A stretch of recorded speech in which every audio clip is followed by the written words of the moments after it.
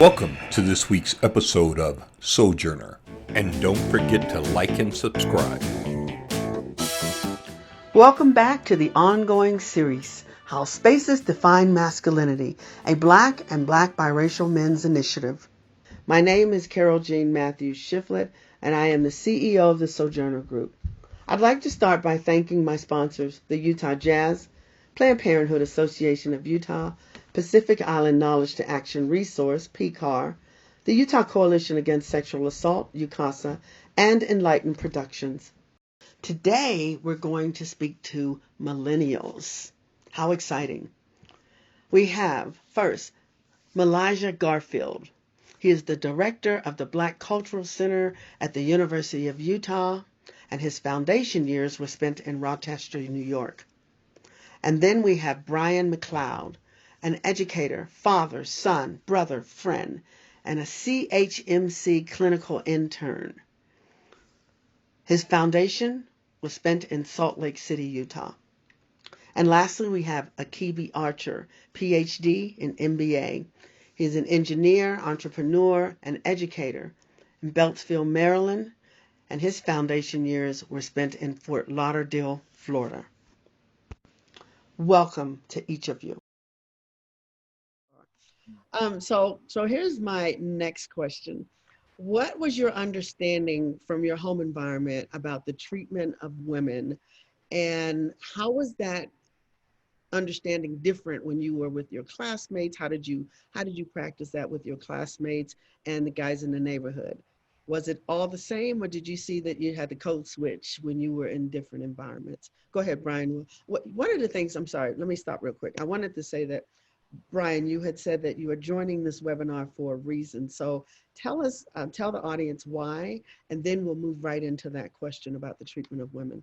Yeah, one thing we spoke over the phone was, there is like a longing for having these spaces to connect with other men and talk about the things, all the things, and be truthful with it. And I would often, want that, but they don't exist in a lot of spaces, or these spaces don't exist. And so in order for me to, want to do that, I need to model that. I need to show up. I need to be here. I need to speak my truth as what I know it to be today, and just start being courageous in that regard. And then to answer your question, I think what was modeled to me in my home, I was a child of divorce through infidelity. So I was definitely modeled that. And going back to what Elijah was speaking about, like you had the freshest clothes, that contributed to your masculinity. Oftentimes it was like how well you did with the ladies was another way.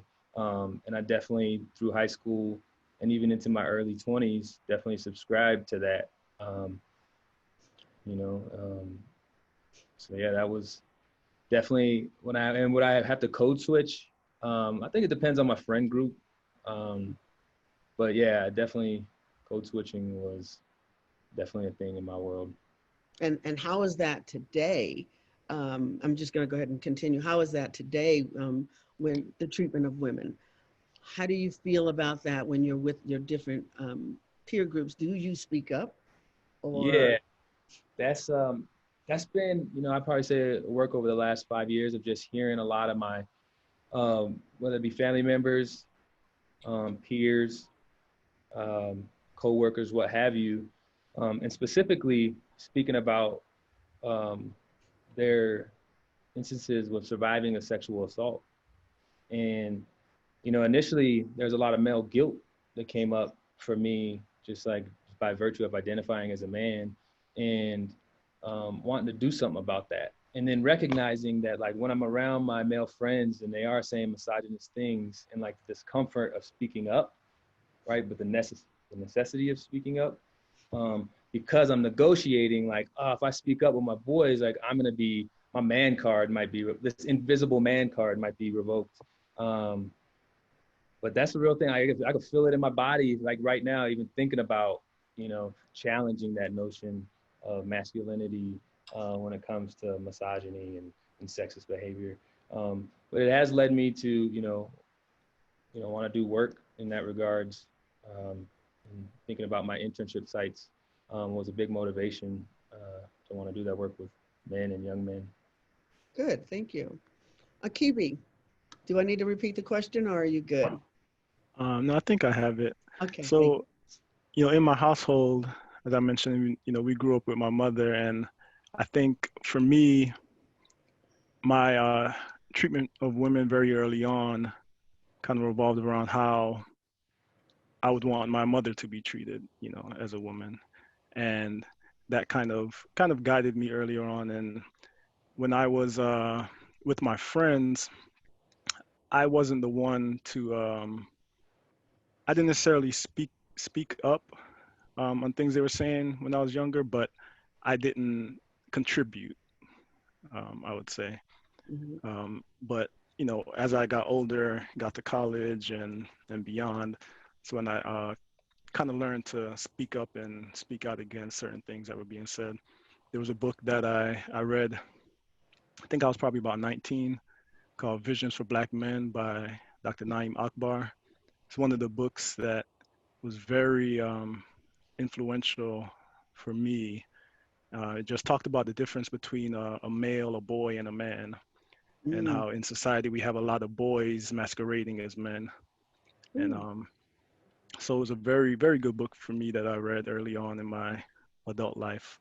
And I was able to, just to learn how to navigate the spaces where I can speak up and speak up confidently and just kind of question and challenge a lot of things being said. and who was the author again? Naeem Akbar. I actually have the book Oh, here. you have the book. You're going to hold it up. Yeah, I'll hold There it we up. go. Okay, Visions for Black Men. Thank you. Thank you. Okay, hold that right there for a minute. I'm going to put it on so everybody can see it and maybe order it. Okay, thank you. Yeah. Thank you very much. Okay, Malaysia. Yes. So I had growing up very conflicting viewpoints. Like I said, my father at the time, he's no longer a minister of the Nation of Islam, but during my growing up, he was very misogynistic. I would say very misogynistic. And then my mother, on the other hand, was like, you must treat women like God. Mm, Uh, treat women like God. So it was like this conflicting mindset in my head and kind of growing up where you have one parent telling you like you literally have to treat women like God, and then the other is like they are utility, mm, um, and kind of having that conflicting mindset. It's been very mind-boggling, but I'm kind of steering. I'm not steering. I've been going throughout my life, really going towards the women are God kind of complex. But I also say that it's also made me, and just to be truthful, a little passive in some instances, as far as in dealing with women, because growing up, just being truthful, my greatest bullies throughout life have always been women. It have never been really guys. I haven't really been afraid of men in that instance. It has always been kind of women growing up, or girls. And so I wanted to treat them like gods, but like my mother was like, well, not all women are gods. mm, And so making sure that you flip that switch, and we just had a recent talk about that, like Elijah, well, not all women are good and not all men are good. So understanding like you don't have to treat every woman like God. You don't have to treat, not every woman is deserving of that word placement of being close to God. And then my father, on the other hand, I think he's grown over the time. It's just like, okay, I understand what your mother is saying. And then this instance, like, yes, you should marry this and that. But still keep it in mind that, hey, you must be fruitful and go out and be all you can be, use woman as a utility. But that's not my perspective. I wanted to kind of go in that path. So I've been over the years really just going towards that mindset of women of God. Yeah, So that's been a struggle. it has. Getting it from both sides. And then you're hearing your mom say treat women as God, but then she says not every woman is a God. So, okay, all right. Um, Anybody want to feed off of that one? Anybody have anything to say to what Malijah just spoke about? The conflict of having your male figure tell you one thing and the female figure tell you another thing. Yeah, I guess I would just like to say for me, it was I didn't have a lot of verbal conversations about these things growing up. It was a lot of observation, and just seeing what the men in my family um, did and how they treated women, and I learned a lot from that. And part of it was learning what I didn't want to do, seeing the examples of that. I think that was one of the biggest things for me. Quite a few of the men in my family have been married, divorced, or have children with multiple women, and it just seemed very stressful. And I just knew from that, that's not what I want to do. Um, and because the family unit is the foundation of our communities, of our nation. So, just to have a strong family unit foundation means a lot. But yeah, it was a lot of observation for me.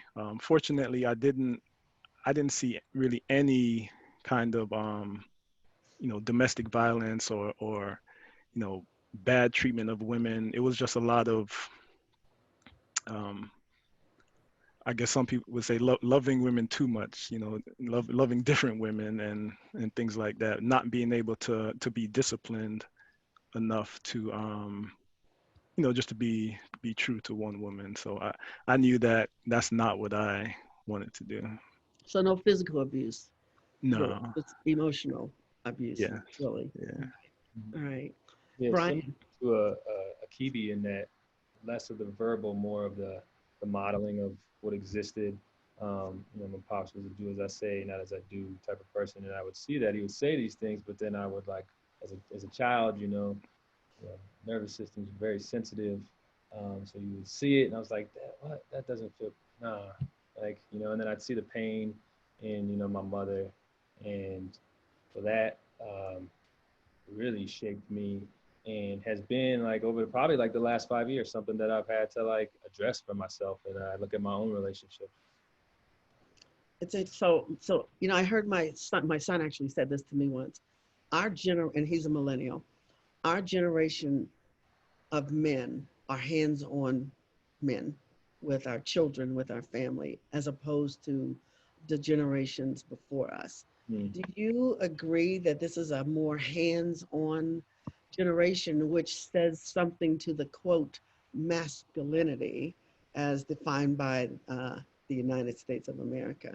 Do you think being a hands-on man makes you different or makes you better? In the context, what does he mean in terms of like hands-on? Means you're more involved, you're more engaged, as opposed to like Akibi was saying, out and about and running around and being out more in the streets. Do you believe that this generation, your generation, is more of a hands-on generation when it comes to family? Okay. Yeah, I mean, I'm personal experience, but I would say so, yeah. But I just saw a recent video of this is, black father. He does these vlogs with his family, and he was walking with his daughter, and he was talking about, he gets a lot of messages from specifically young black men, like, I can't wait to be a dad. I can't wait to be a dad. And, he's very hands-on with his um, partner and kid, and but just has this message of like, it doesn't come without a lot of pain, because the generation before us, was raised, where they had to work, they weren't at home, or they weren't quite raised with some warm love, right? So just interrupting that with your own history and your own trauma is not easy, because you could have a family, as Akibi was saying, but not be happy if you're not hands-on and you're not investigating some things that exist for you that may have come from your past. Okay. And Malijah, you were shaking your head. You want to go ahead and speak, and then we'll go to Akibi if he wants to say something. Yeah, so two things. One, in the statement itself, I think history repeats itself. And so I don't necessarily think that generations before us, they parents weren't hands-on. It's just in every generation there's good and there's bad parents. I don't necessarily think that we're doing it better in the eyes of that. I think in this time as us as parents, and I think it was kind of mentioned in the comment that we are being put on blast now. Social media is in our faces. Somebody can call you out in front of hundreds, thousands of people. I see that comment online too. Yeah. People could call you out, and kind of having that amplified where you kind of have to show like, look, I'm doing, even if I'm not in the same household as the mother, like I have to be something above and beyond because I'm being watched. And I think just because of that social aspect, back in the day, you probably didn't have that much. Yes, you had I think back in the day, there was a tighter community, but there also wasn't the broader stage of the global arena at present or always watching. And so, yeah, it's mixed messages. And like, I think in every generation, even in this generation, we have terrible fathers, even in our generation. And we have good fathers. Like each generation has its good and its bad apples. Well, I'm not saying that a father that's not hands-on is a bad father. It's just that there were gender roles. Gotcha. There were gender roles where women had to do this and men had to do this. So you had more, nowadays, although there's still gender roles, it seems like fathers are more engaged in the lives of their children. So that's what I'm saying. So not that they're a bad father, just that they're gender roles. Akibi. Yes, I would say I agree that men, fathers nowadays are more hands-on and active, especially when it comes to raising children or rearing children, and where mothers are more active and in the workforce. So that kind of, if you agree with equality and the mother shouldn't have to work and do all the household chores and raising the children, and part of that I think with our generation as well is we get more enjoyment being hands-on with our children than earlier generations, because just like Malijah mentioned with social media, you'll see a lot of fathers wanting to post about what they're doing with their children, where in earlier generations, if there was a social media, they probably would have been posting about what they're doing at work, or how much money they made, or their cars, or not that doesn't happen now, but you do see an aspect of, yeah, look at me and my son or my daughter and we're doing this, and that type of thing. Okay. All right. Thank you. Went a little bit deeper than we thought, but thank you very much. Stay tuned for the next episode on How Spaces Define Masculinity, a Black and Black-Biracial Men's Initiative.